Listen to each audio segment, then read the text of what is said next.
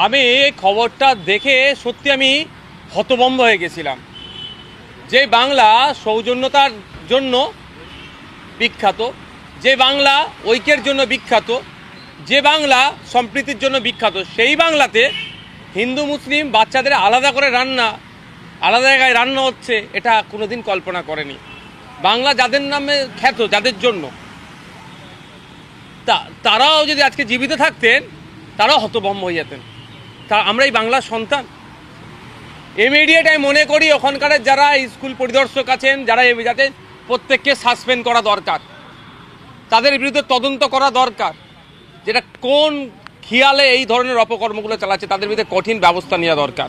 এটা ইমিডিয়েট বন্ধ করা দরকার। আমরা দেখেছিলাম কদিন আগে একটা থালায় দুটি বাচ্চা, ভিন্ন ধর্মের বাচ্চা খাচ্ছিল। কেন এক থালায় খাচ্ছিল তার জন্য ইনকোয়ারি বসিয়ে দিয়েছে, কিন্তু আলাদা করে রান্না হচ্ছে কেন সেটার জন্য কজনের বিরুদ্ধে ব্যবস্থা গ্রহণ করে সেটা এখন দেখার বিষয়।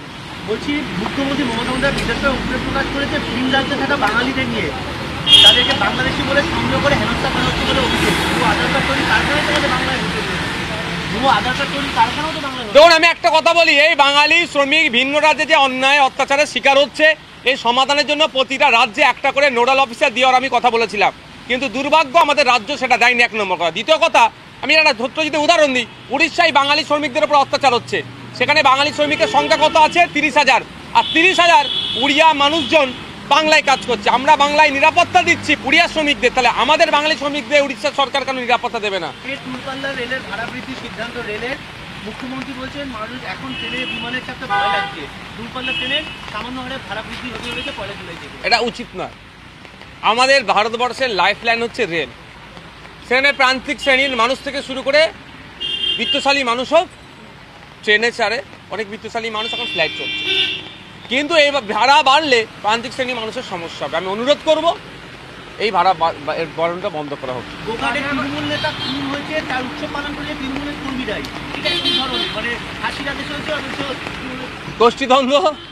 কালিয়াগঞ্জে এই ধরনের এমন একটি ঘটনা ঘটে যাওয়ার পরে, এত ঘটনা, তার 2 দিন পরে কি ফরেনসিক টিম ঘটনাস্থলে যাচ্ছে, ওটাকে সর্বনাশ, এভিডেন্স ডিস্ট্রয় করা হচ্ছে, সিদ্ধহস্ত আমাদের প্রশাসন। গতকালকে ওই বাচ্চাটির মা এসপিকে বলেছে, আপনারাও অনেকে খবর করেছেন, যে আপনি বিচার করতে পারবেন না বা ন্যায় দিতে পারবেন না। আর বাস্তব কথা বলছি, আমি আর অতি বাস্তব কথা বলছি,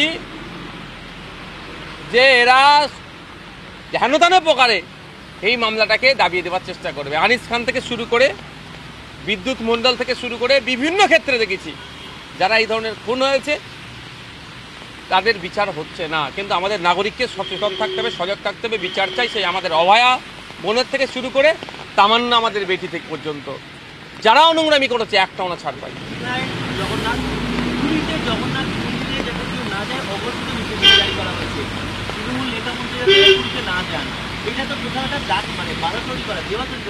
আমি বলি 4টে ধাম আছে, 4 ধামের 1 ধাম আমি যতটুকু জানি হিন্দু ভাইদের, 4 ধামের 1 ধাম হচ্ছে পুরী ধাম। স্বাভাবিকভাবে হিন্দু ধর্মের মানুষের একটা আবেগের জায়গা, শ্রদ্ধার জায়গা, ভালোবাসার জায়গা।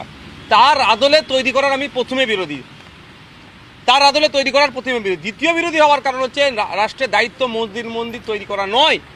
রাষ্ট্রের দায়িত্ব হচ্ছে মন্দির মসজিদে যারা যাচ্ছে সেই মানুষগুলোর আর্থিক সামাজিকভাবে উন্নয়ন হচ্ছে কি হচ্ছে না, তাদের বাড়ির বাচ্চাগুলো স্কুলে গিয়ে শিক্ষক পাচ্ছে কি পাচ্ছে না, তারা যখন ট্রিটমেন্ট নিতে যাচ্ছে সরকারিভাবে ট্রিটমেন্ট পাচ্ছে কি পাচ্ছে না, অর্থাৎ বিনামূল্যে, সেগুলোও ব্যবস্থা করতে পারছে না, কিন্তু মন্দির তৈরি করেছে। এখন অঘোষিত নিয়ে চালু করেছে, এটা আমি চরম বিরোধিতা করছি। এটা হিন্দু ধর্মকে শুধু অপমান নয়, ভারতবর্ষ একটা ধর্ম নিরপেক্ষ রাষ্ট্র, সাথে সাথে এখানে বিভিন্ন ধর্মের মানুষের যে সংস্কৃতি আছে, সংস্কৃতির উপরে আঘাত করা হচ্ছে, এর চরম আমি বিরোধিতা করছি।